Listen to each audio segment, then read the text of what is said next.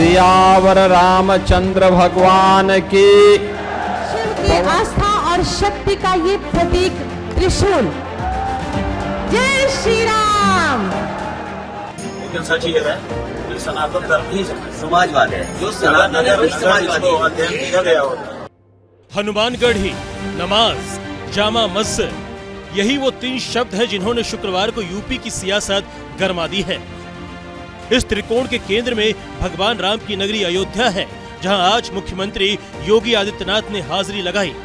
CM Yogi Ram मंदिर में दर्शन करने तो नहीं पहुंचे, लेकिन भगवान राम की नगरी से वो सनातनी बाण छोड़ने से नहीं चूके। उन्होंने अखिलेश यादव के सनातन बराबर समाजवाद के काउंटर के लिए 80-20 के फॉर्मूले को धार दे दी।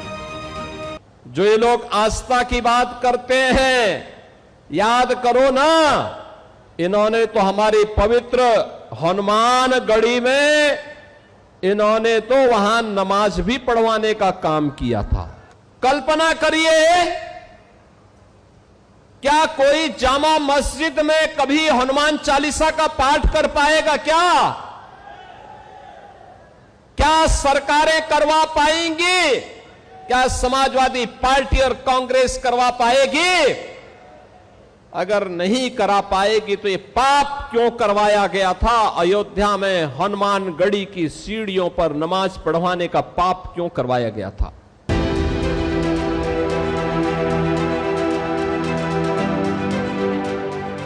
जिस हनुमानगढ़ी मंदिर की सीढ़ियों पर सीएम योगी ने नमाज का जिक्र किया, वो भगवान राम के परम भक्त हनुमान जी के दरबार की है।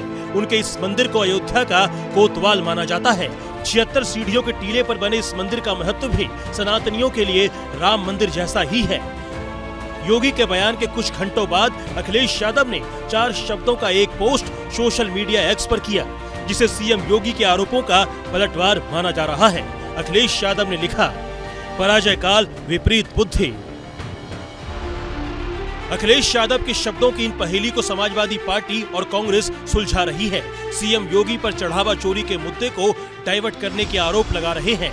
धर्म सिर्फ गेरुआ पहन लेना नहीं, धर्म यह है कि आप सत्य के साथ कितना खड़े हैं, और दुर्भाग्यपूर्ण है कि इसमें आप बहुत पीछे होते हैं योगी आदित्यनाथ। मर्यादा पुरुषोत्तम भगवान राम के चढ़ावे की चोरी हुई महाराज।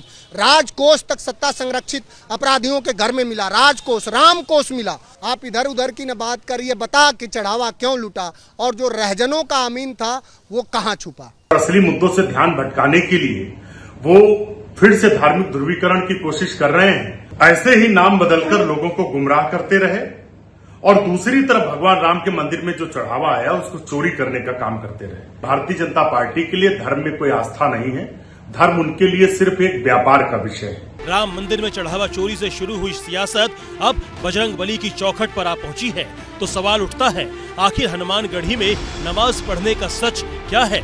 इन्हीं सवालों की पड़ताल में हमें यूपी के पूर्व डीजीपी और बीजेपी राज्यसभा सांसद बृजलाल का बयान हाथ लगा, जिन्होंने दावा किया था कि साल 2003 में रमजान के दौरान तत्कालीन मुलायम सरकार और वरिष्ठ अधिकारियों ने हनुमानगढ़ी मंदिर में नमाज की योजना बनाई थी।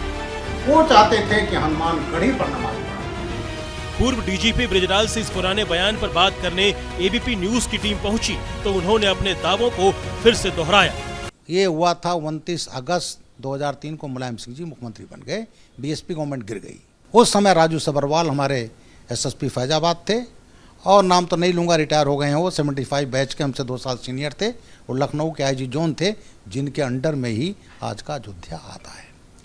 उन्होंने सीनियर टॉप लीडरशिप के प्रभाव में आकर कहा कि हनुमानगढ़ी के ठीक सामने वहाँ रोजा इफ्तार होगा, नमाज पढ़ा जाएगा, वो जगह जहाँ से हनुमानगढ़ी की सीढ़ियाँ चढ़ते हैं ऊपर जाते हैं। साल 2003 में पूर्व डीजीपी बृजलाल खुद अयोध्या जोन के आईजी थे, लेकिन उनकी एक पहचान बीजेपी से भी है। साल 2015 में उन्होंने बीजेपी ज्वाइन की।